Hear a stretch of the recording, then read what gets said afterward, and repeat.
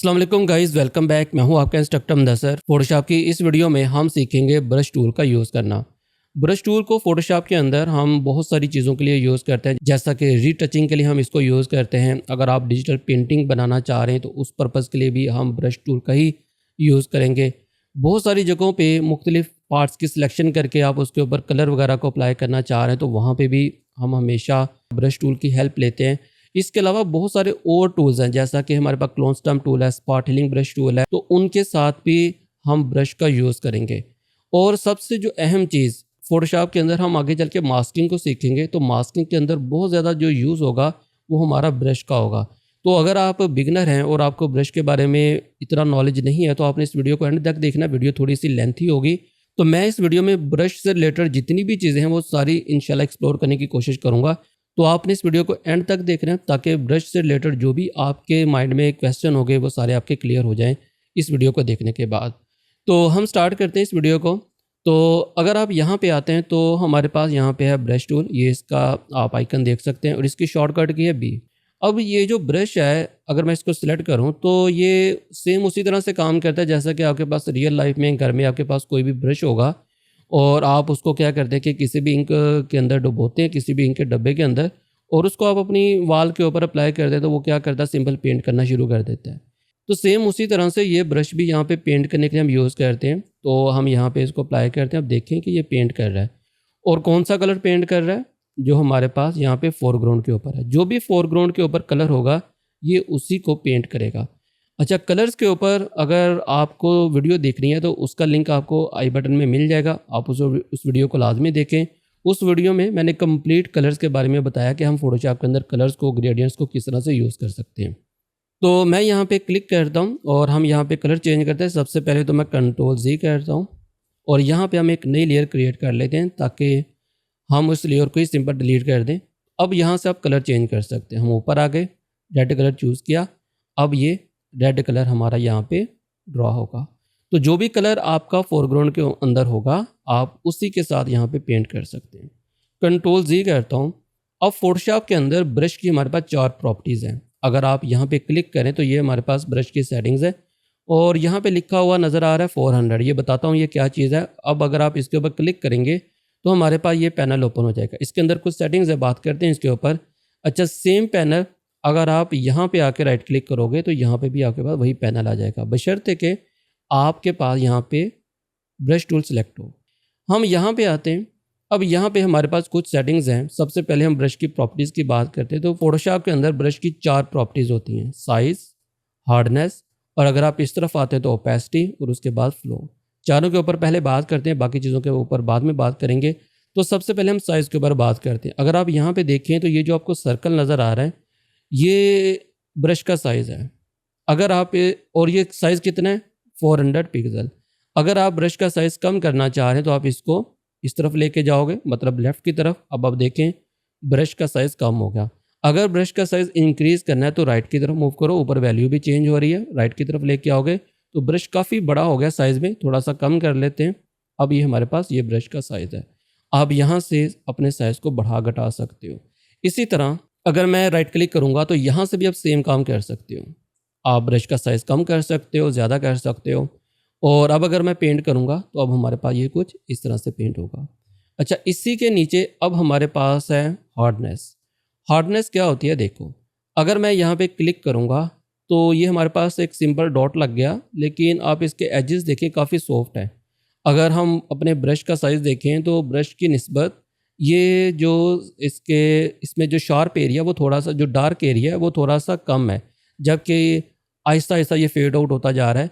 तो ये किसकी वजह से है, ये हमारे पास है हार्डनेस की वजह से। अगर हम इसको 100% कर देंगे और अब अगर मैं यहाँ पे डैप करूँ, अब आप देखें कि इसके एजेस काफ़ी शार्प है। अगर मैं जूम करूँगा तो आप देखें यहाँ पे ये काफ़ी शार्प एजेस हैं और इसके एजेस सॉफ्ट हैं। ये किसकी वजह से हुआ, हार्डनेस की वजह से। तो हार्डनेस में क्या होता है कि आपके एजेस सॉफ्ट हो जाते हैं, जबकि अगर हार्डनेस हमारे पास 100% होगी तो उस सूरत में एजेस हमारे पास शार्प हो जाएंगे। अब आप अपनी रिक्वायरमेंट के मुताबिक इसको जहाँ पे चाहो यहाँ पे सेट कर सकते हो। तो ये हमारे पास हो गया हार्डनेस। इसी में नेक्स्ट हमारे पास यहाँ पे ओपेसिटी। अब ओपेसिटी के ऊपर बात करते हैं। ओपेसिटी क्या होता है, अच्छा, अगर आप ओपेसिटी और फिल के बारे में जानना चाह रहे हैं तो उसके ऊपर भी मैं ऑलरेडी एक वीडियो बना चुका हूँ, तो उसका लिंक भी आपको ऊपर आई बटन में मिल जाएगा। आप एक दफ़ा उस वीडियो को भी देख लें, आपको ओपेसिटी के बारे में जो जो भी आपके माइंड में क्वेश्चन है वो क्लियर हो जाएंगे। तो उस वीडियो को एक दफ़ा लाजमी देखें अगर आपको ओपेसिटी के बारे में ज़्यादा डीपली नहीं पता। तो हम क्या करते हैं, सिंपल पहले इस लेयर को डल करते हैं और एक नई लेयर क्रिएट करते हैं और अब हम यहाँ पे ओपेसिटी को अप्लाई करते हैं। यहाँ पे हमारे पास है ओपेसिटी और फिर उसके बाद है फ्लो। दोनों में फ़र्क क्या है? ओपेसिटी आप ऐसे समझ लें कि अगर आप ओपेसिटी को कम करके अप्लाई करेंगे, अगर मैं यहाँ पे अभी अप्लाई कर रहा हूँ तो देखें कि हमारा जो कलर है वो 100% रेड है। अब अगर मैं थोड़ा सा इसको कम करूँगा तो आप देखें ये थोड़ा सा लाइट होगा। ये लाइट नहीं है, ये थोड़ा सा ट्रांसपेरेंट असल में। अगर मैं यहाँ से इसको नीचे वाली लेयर को हाइड करूँ, अब आप देखें कि नीचे से आपको पिक्सेल्स बॉक्स नज़र आ रहे हैं। यहाँ पे फिर अप्लाई करते हैं तो ये हमारे पास होता है ट्रांसपेरेंट। ओपेक मतलब अगर 100% ओपेक होगा तो ट्रांसपेरेंसी ज़ीरो होगी। अगर ओपेसिटी आप इसकी ज़ीरो कर दोगे तो अब हमारे पास जो ट्रांसपेरेंसी है वो यहाँ पे 100% हो जाएगी, मतलब 100% ये ट्रांसपेरेंट है। कंट्रोल जी करते हैं। अब ये किस तरह से काम करता है, आप ऐसे समझें कि आपके पास पेजेस हैं ट्रांसपेरेंट और उनके ऊपर आपने कोई पेंट किया और पेंट कितना किया जो आप वैल्यू यहाँ पे ऐड करोगे। फॉर एग्जांपल हमारे पास ट्रांसपेरेंट पेजेस हैं और उनके ऊपर हमने 20 ट्रांसपेरेंसी के साथ ये कलर अप्लाई कर दिया। अब मैं दोबारा से इसके ऊपर, अब देखिए मैंने माउस को रिलीज़ कर दिया, अब मैं दोबारा इसके ऊपर अप्लाई करूँगा। अब मैंने उसके ऊपर, इसका मतलब है कि एक और पेज रख दिया जिसके ऊपर 20% और ओपेसिटी की लाइन थी। फिर मैंने फिर ड्रैग किया, इसके ऊपर मैंने एक और पेज रख दिया। तो जैसे जैसे मैं इसके ऊपर अप्लाई करता जाऊँगा तो इसका मतलब है कि मैं ऊपर लेयर्स रखता जा रहा हूँ। तो ये ओपेसिटी आपकी इस तरह से यहाँ पे काम कर रही है। फ्लो कैसे काम करेगा? फ्लो आप ऐसे समझें कि आपके पास स्केच पेंसिल है और जैसे जैसे आप उस स्केच पेंसिल को किसी लाइन के ऊपर बार बार अप्लाई करते हो वो क्या होता है, वो डार्क होना शुरू हो जाती है। तो यही काम यहाँ पे फ्लो का है। अगर मैं यहाँ पे फ्लो को, ओपेसिटी को पहले मैं 100 करता हूँ और फ्लो को यहाँ पे मैं अप्लाई करूँगा, मैंने माउस को रिलीज़ नहीं किया, मैं दोबारा अप्लाई करूँगा, डार्क हो गया, दोबारा डार्क, दोबारा डार्क। तो ये स्केच पेंसिल की तरह जैसे जैसे आप अप्लाई करते जाओगे ये डार्क होता जाएगा। तो ये हमारे पास हो गया फ्लो। ओपेसिटी में क्या होगा कि हर बार में आपको एक नया पेज उसके ऊपर रखना पड़ेगा। इसकी एग्जांपल ऐसे है, जबकि फ्लो में क्या होगा, स्केच पेंसिल की तरह ये काम करेगा। तो दोबारा से मैं इसको 100% कर देता हूँ और इसको हम यहाँ पे डेल करते हैं, एक नई लेयर लेते हैं और उसके ऊपर हम इसको दोबारा से अप्लाई करते हैं 20% करके। एक दफ़ा अप्लाई किया, मैं दोबारा अप्लाई करूँगा नहीं होगा। अब देखिए नहीं हो रहा, लेकिन जैसे मैं माउस को रिलीज़ करूँगा इसका मतलब है दूसरा पेज आ गया, अब इसके ऊपर ये डार्क हो रहा है। तो ये जब हम पहली दफ़ा करेंगे ना, जितनी ओपेसिटी आपने अप्लाई कर दी, अब बार बार जितना मर्जी अप्लाई करते रहो, इसकी ओपेसिटी कितनी रहेगी, 20% या 25 जो भी आपने सेट की होगी। और जब मैंने माउस को एक दफ़ा रिलीज़ कर दिया, अब इसके ऊपर नई लेयर आ जाएगी, कितनी, 25% की। दोबारा रिलीज़ किया, फिर 25% की आ जाएगी। ओपेसिटी आपके पास इस तरह से काम करेगी। जबकि फ्लो आपको अभी बताया कि स्केच पेंसिल की तरह आपके पास यहाँ पे काम करेगा। यहाँ पे आपको माउस को छोड़ने की जरूरत नहीं पड़ेगी, आप बस इसके ऊपर दोबारा अप्लाई करोगे, वो जैसे जैसे आप उसके ऊपर माउस को अप्लाई करते जाओगे वो डार्क होता जाएगा। तो ये सिंपल फ़र्क है हमारे पास ओपेसिटी और फ्लो के अंदर। तो इसको हम दोबारा से 100 कर देते हैं और इसको भी हम यहाँ पे 100% कर देते हैं। तो ये हमारे पास 4 प्रॉपर्टीज़ थी ब्रश टूल की, साइज़, हार्डनेस, ओपेसिटी और फ्लो। अच्छा, अब हम इसकी शॉर्टकट की बात करते हैं। अगर आप साइज़ को शॉर्टकट की से इंक्रीज़ और डिक्रीज़ करना चाह रहे हो तो वो आप कैसे करोगे? अगर आप अपने कीबोर्ड से राइट स्क्वायर ब्रैकेट को प्रेस करोगे तो क्या होगा, ब्रश का साइज़ इंक्रीज़ होगा, और अगर आप लेफ़्ट स्क्वायर ब्रैकेट को प्रेस करोगे तो साइज़ डिक्रीज़ होगा। इसकी एग्जांपल आप ऐसे ले लें, समझ लें इसको।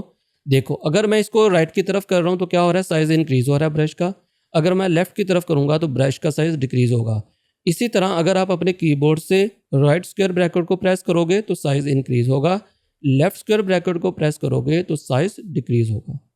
अब इसके एक और शॉर्टकट की भी है जो कि बहुत ज़्यादा यूज़ होती है, आल्ट की। अगर आप अपने माउस से, कीबोर्ड से आल्ट की प्रेस करो और अपने माउस से राइट बटन को दबाओ तो आपके पास ये कुछ इस तरह से आ जाएगा। अब ये जो सर्कल है इसके अंदर आपको एक ब्लैक फ्लोटिंग विंडो नज़र आ रही है जिसके ऊपर लिखा हुआ है डायमीटर, फिर नीचे लिखा हुआ है हार्डनेस और फिर नीचे लिखा हुआ है ओपेसिटी। अभी हम इसका डायमीटर मतलब साइज़ बढ़ाना चाह रहे हैं, तो अगर आप अपने माउस को आल्ट प्रेस करके राइट बटन दबा के माउस का राइट की तरफ लेके आओगे तो साइज़ इंक्रीज़ होगा ब्रश का, और अगर आप इसको लेफ़्ट की तरफ लेके जाओगे तो साइज़ आपका डिक्रीज़ होगा। ये जो आपको सेंटर में रेड कलर नज़र आ रहा है, ये सिर्फ आपकी गाइडलाइन के लिए है।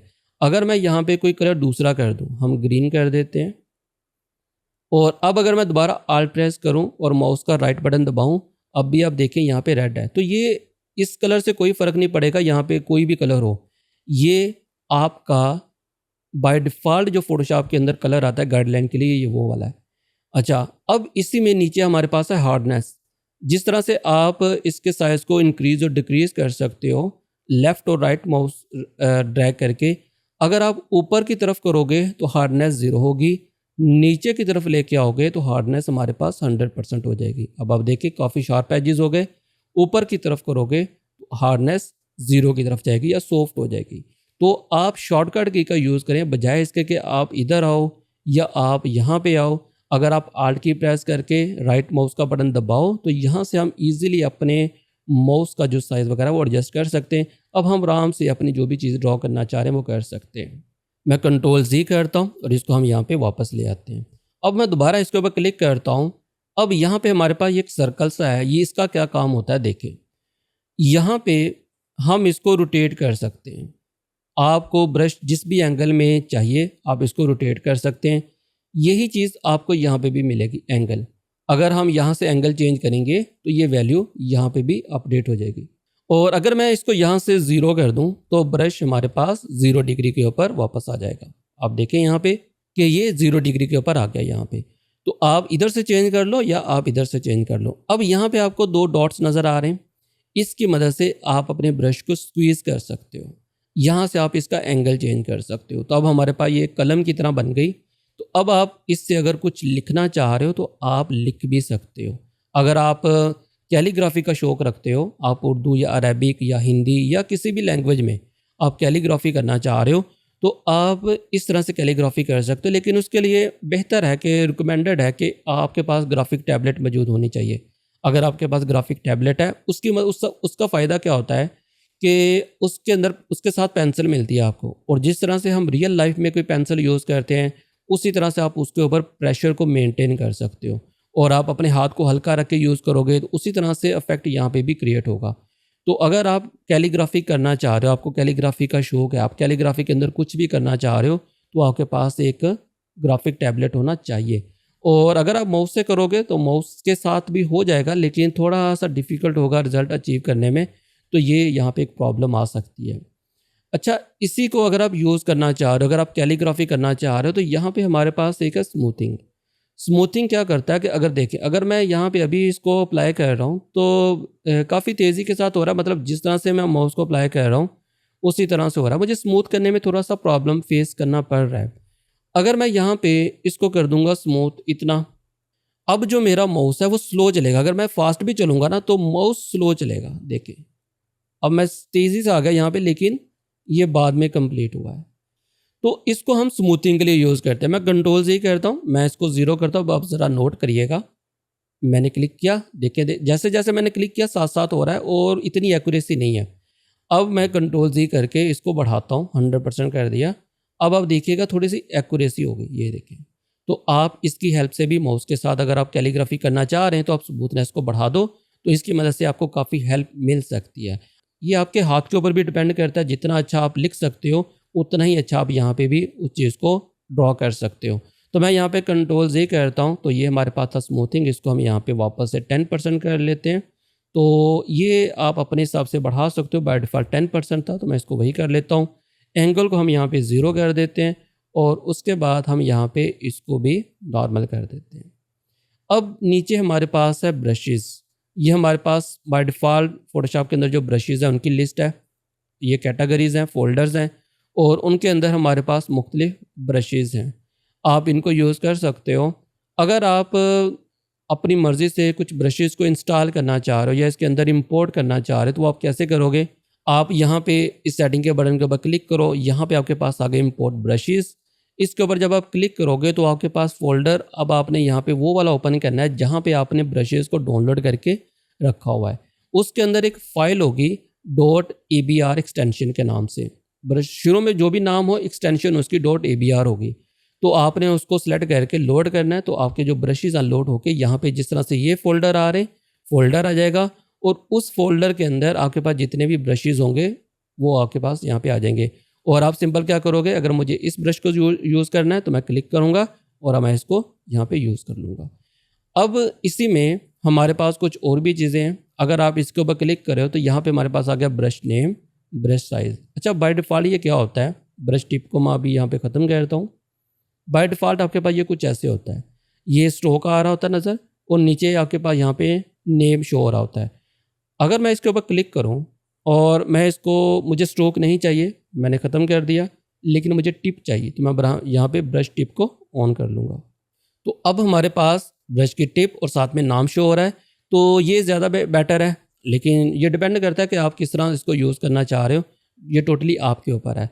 अगर आप किसी भी ग्रुप को या किसी भी ब्रश को डेल करना चाह रहे हो तो आप कर सकते हो, सिलेक्ट करो, राइट क्लिक करो, यहाँ पे आपके पास आ जाएगा डिलीट ब्रश, आप डिलीट कर सकते हो। आप न्यू ब्रश प्रीसेट बना सकते हो, आप न्यू ग्रुप बना सकते हो, आप अपेंड कर सकते हो डिफ़ॉल्ट ब्रशेज़ को। अगर मैं अपेंड करूँगा तो ये जितने ब्रशेज़ हैं दोबारा से अपेंड हो जाएंगे। अगर मैं इसको डेल कर दूँ यहाँ पे डिलीट, हम एक से ज़्यादा को भी ग्रुप को सिलेक्ट कर सकते हैं, राइट क्लिक किया और डिलीट, ओके।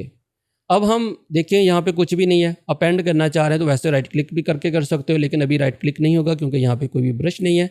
तो मैं दोबारा यहाँ पे जाऊँगा और यहाँ पे हमारे पास है अपेंड डिफ़ॉल्ट ब्रशेज़, इसके ऊपर क्लिक करो तो वही हमारे पास ब्रशेज़ आ गए, 4 कैटेगरीज। अच्छा, इसी में हमारे पास नीचे है लेगेसी ब्रशेज़, तो आप इसके ऊपर क्लिक करो और ओके कर दो। तो अब यहाँ पे आपके पास और ब्रशेज़ की कैटेगरी आ जाएंगी, आप इन ब्रशेज़ को भी यूज़ कर सकते हो। आप इनको खुद से एक्सप्लोर करें एक दफ़ा कि इनके अंदर आपको क्या क्या चीज़ें मिलेंगी, तो ये आपके ऊपर है। ब्रशेज़ के साथ हम बहुत ज़्यादा जो कम्प्लेक्स काम है वो बड़े आराम के साथ हम कर सकते हैं। अब अगर आप अपना कस्टम ब्रश बनाना चाह रहे हो तो वो आप कैसे बना सकते हो, तो कस्टम ब्रश भी हम फ़ोटोशॉप के अंदर बिल्कुल बना सकते हैं। तो उसके लिए मैं क्या करता हूँ, सबसे पहले कोई इमेज ओपन कर लेता हूँ, पहले हम इमेज से बनाएंगे, फिर हम खुद से कुछ ड्रॉ करके भी बनाते हैं। तो ये हमारे पास एक पेंट है, ओपन कर लिया।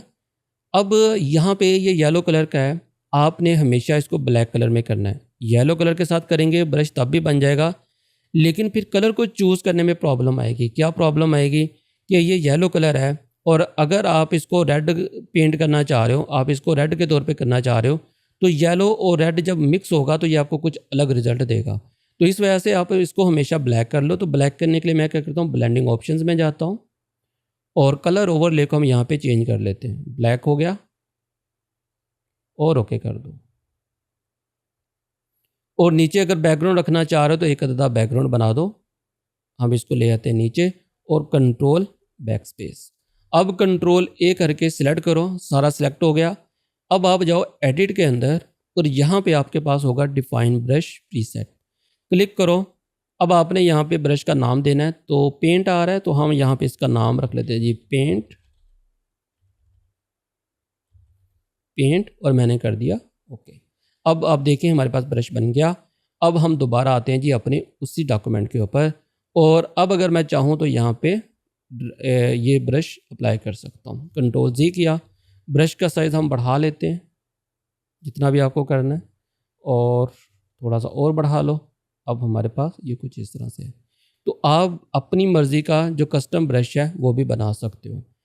अच्छा, इसी के अंदर ना हम एक और काम करते हैं, अब हम खुद का ब्रश बनाते हैं। सबसे पहले तो मैं यहाँ पे नॉर्मल ब्रश को सेलेक्ट करता हूँ और यहाँ से हम ये चूज़ कर लेते हैं न्यू, और एक ब्रश बनाते हैं जी 500 क्रिएट, और साइज़ कम किया, हार्डनेस को मैं यहाँ पे ज़्यादा कर लेता हूँ, और कलर मैंने कर दिया यहाँ पे डिफ़ॉल्ट ब्लैक कलर मुझे चाहिए, साइज़ मैंने कम किया। अब हम खुद से ड्रॉ करके कुछ बनाएंगे, वो टेक्स्ट भी हो सकता है, कुछ भी हो सकता है। आप टेक्स्ट का भी बना सकते हो, आप किसी भी चीज़ का बना सकते हो, डिपेंड करता है आपको क्या चीज़ चाहिए। तो हमने यहाँ पे ये चीज़ बनाई, फिर ये ऐसे करके फिर ऐसे, यहाँ पे कोई शेप भी हो सकती है, कुछ भी हो सकता है, वो डिपेंड करता है कि आप क्या चीज़ बनाना चाह रहे हो। अच्छा, अब हमने क्या करना है कि हम सिंपल कंट्रोल ए करेंगे, सिलेक्ट कर लिया, एडिट में जाएंगे और यहाँ पे हम कर लेते हैं जी डिफाइन ब्रश प्रीसेट। और इसका आप नाम कुछ भी रख सकते हो। हमने लिख दिया जी पार्टिकल्स,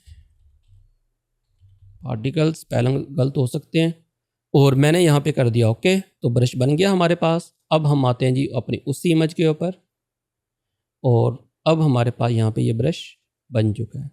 आप देखें यहाँ पे ये चीज़ है। तो अभी ये काम नहीं हुआ, हमारे काम का नहीं है। अब ब्रश तो बन गया, हम ब्रश का साइज़ बढ़ाते हैं।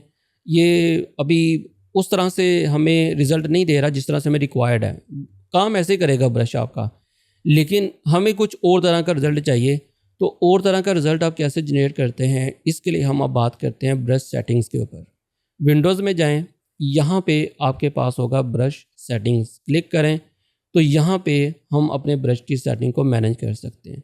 सबसे पहले मैं इस इमेज के ऊपर आता हूँ, हम इसको यहाँ पे अप्लाई करेंगे।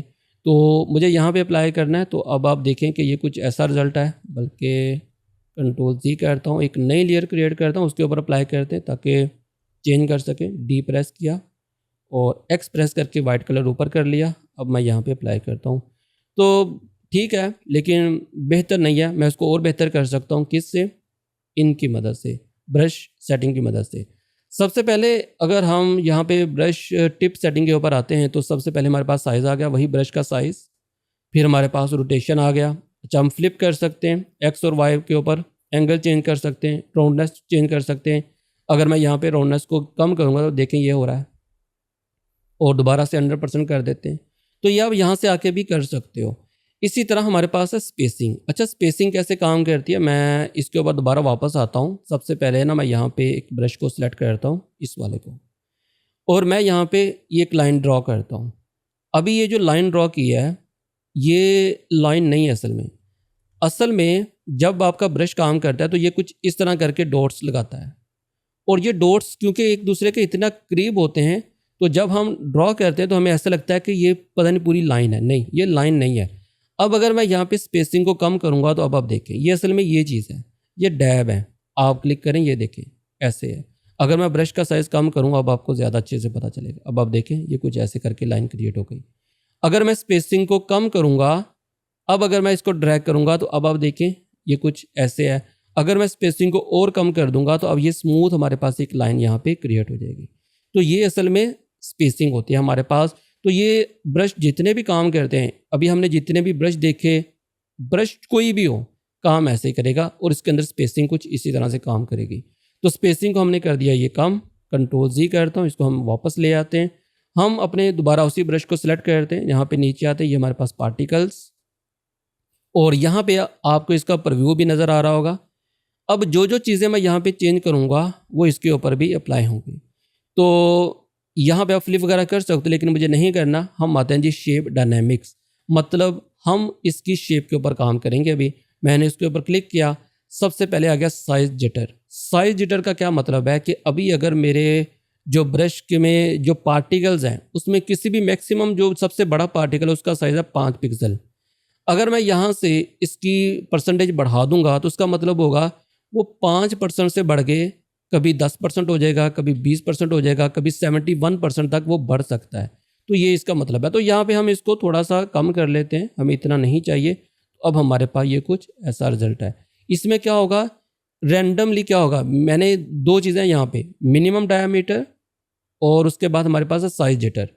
इन दोनों के दरमियान 0 और 25% या जितना भी आपने किया होगा उसके दरमियान साइज को कभी कम करेगा, कभी ज़्यादा करेगा, मतलब रैंडम करेगा। ये इसका मतलब है। इसको छोड़ दें, ये क्योंकि ग्राफिक टैबलेट से रिलेटेड सेटिंग्स हैं, अभी हम इसको यूज़ नहीं कर रहे। फिर हमारे पास है एंगल।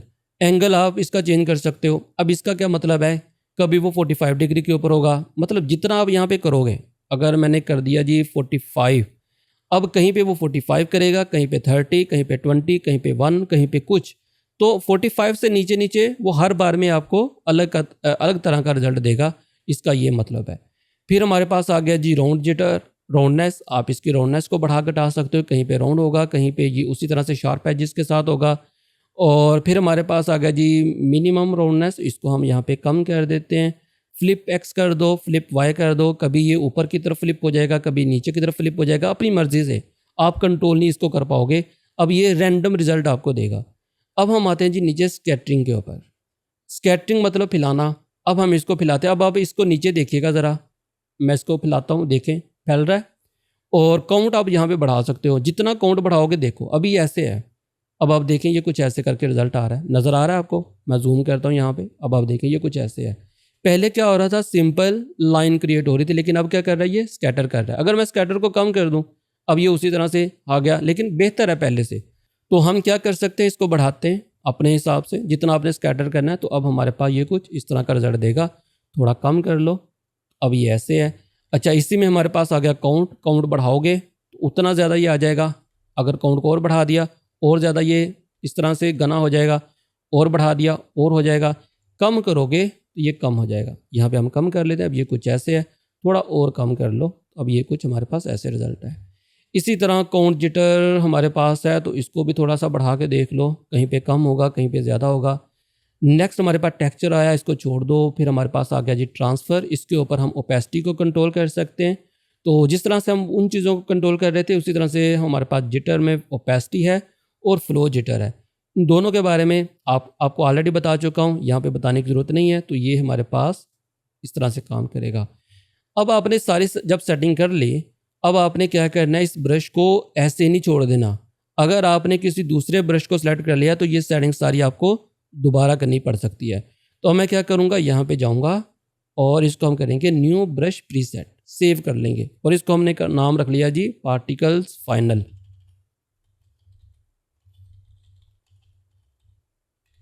फाइनल कर लो और इसको मैंने कर दिया ओके। अब हम इसको आराम से कहीं भी किसी भी इमेज के ऊपर यूज़ कर सकते हैं। सिंपल, ये मैंने इसके ऊपर अप्लाई कर दिया, ये हमारे पास पार्टिकल्स आ गए। अगर मैं दूसरे इमेज के ऊपर आऊँ, मुझे यहाँ पे अप्लाई करना है, तो हम यहाँ पे भी इजीली अप्लाई कर सकते हैं। कोई भी कलर आपके पास यहाँ पे होगा, आप उस कलर से खेल सकते हैं। तो हम ले लेते हैं जी ये वाला और ओके। अब दोबारा अप्लाई कर लेते हैं यहाँ पे। अब हमारे पास ये वाला कलर आ गया। आप थोड़ा सा लाइट चाह रहे हो, अच्छा एक और चीज़ यहाँ पे, अगर आप कलर सैंपल लेना चाह रहे हो, तो एक तो हम ये कर सकते हैं कि यहाँ पे क्लिक करें और फिर हम यहाँ पे जिस कलर के ऊपर भी जाएंगे तो ये हमारे पास पिकर आ गया, तो इसकी मदद से हम पिक कर सकते हैं। ये कलर आ गया, अब मैं इसको यहाँ पे अप्लाई कर सकता हूँ। लेकिन दूसरा तरीका क्या है कि अगर आप आल्ट प्रेस करो, आप ब्रश टूल के ऊपर हो, आप आल्ट प्रेस करो, अब आप यहाँ से सैंपल ले सकते हो। मैंने क्लिक किया, ये कलर आ गया, मैंने क्लिक किया, ये कलर आ गया। अब उसी कलर से यहाँ पे पेंट होगा। अगर मैं इस कलर का सैंपल ले लूँ, अब उतना ही लाइट हो गया हमारे पास कलर, अब मैं इसको यहाँ पे अप्लाई कर लेता हूँ। तो आल्ट की प्रेस करके आप किसी भी कलर का जो सैंपल है वो ले सकते हैं। अब हमारे पास एक लास्ट चीज़ बचा, वो है यहाँ पे हमारे पास ब्लेंडिंग मोड्स।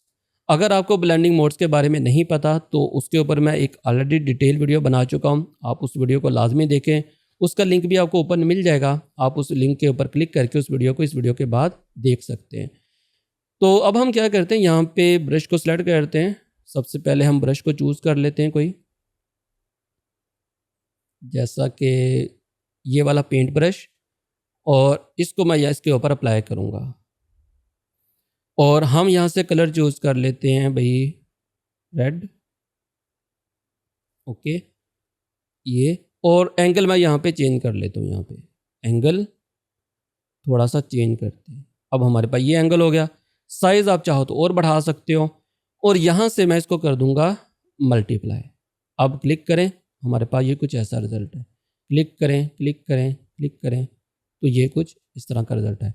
आप कोई और कलर भी अप्लाई कर सकते हो। फॉर एग्जांपल हम कर लेते हैं जी वाइट। अब करके देखते हैं, अब देखते हैं कि क्या रिज़ल्ट है। वाइट के ऊपर इतना अच्छा रिज़ल्ट नहीं देगा, वजह आपको पता है, ब्लैक के ऊपर ये डार्क कर देगा। तो थोड़ा सा डार्क लेके आते हैं। अब आप देखो ये ऐसे है, और अगर दरमियानी कलर होगा तो ये आपको ज़्यादा बेटर रिज़ल्ट देगा। ये किस तरह से काम करता है ये मैं डिटेल के साथ बता चुका हूँ उस वीडियो में, आप उस वीडियो को एक दफ़ा लाजमी देखें। अब हमारे पास ये कुछ इस तरह का रिज़ल्ट है, तो आप इसको भी अप्लाई कर सकते हो। इसी तरह हमारे पास कलर डोज है, आप कलर डोज को यहाँ पे अप्लाई कर सकते हो, स्क्रीन को अप्लाई कर सकते हो, ये किन कंडीशन में किसको यूज़ करना है, ये सारी चीज़ें मैं उस वीडियो के अंदर डिटेल के साथ बता चुका हूँ। तो जिस तरह वहाँ पे काम करता है उसी तरह से यहाँ पे काम करेगा, लेकिन बस फ़र्क इतना है कि यहाँ पे ये ब्रश टूल के ऊपर काम करेगा, लेयर के ऊपर काम नहीं करेगा। उसके अंदर हम क्या करते थे, जब हम यहाँ से यूज़ करते थे हम लेयर्स को ब्लेंड करते थे, जबकि यहाँ पे क्या होगा, आपका जो भी ब्रश होगा उस कलर को वो नीचे वाले लेयर के कलर के साथ ब्लेंड करेगा। बस इसके अंदर इतना ही अब फ़र्क है। तो ये थी हमारी ब्रश से रिलेटेड एक वीडियो जिसमें मैंने कोशिश की कि तमाम चीज़ों को अच्छे से एक्सप्लोर करूं। आई होप कि तमाम चीज़ें कवर हो चुकी होंगी और आपको भी तमाम चीज़ें समझ आ चुकी होंगी। आपने क्या करना है कि इस वीडियो को अच्छे से देखना है, एक दफ़ा प्रैक्टिस करनी है। और अगर वीडियो अच्छी लगी है तो कमेंट बॉक्स में ज़रूर बताएं वीडियो अच्छी लगी है या बुरी लगी है। कमेंट बॉक्स में लाजमी बताएं ताकि मुझे पता चले कि मैं आप लोगों को क्या डिलीवर कर रहा हूँ। तो आप लोगों की राय मेरे लिए बहुत मायने रखती है। तो आप वीडियो को लाजमी लाइक किया करें, शेयर भी किया करें अगर वीडियो अच्छी हो, ताकि दूसरों का भी भला हो। तो फिर मिलते हैं नेक्स्ट वीडियो में, तब तक के लिए अल्लाह हाफिज़।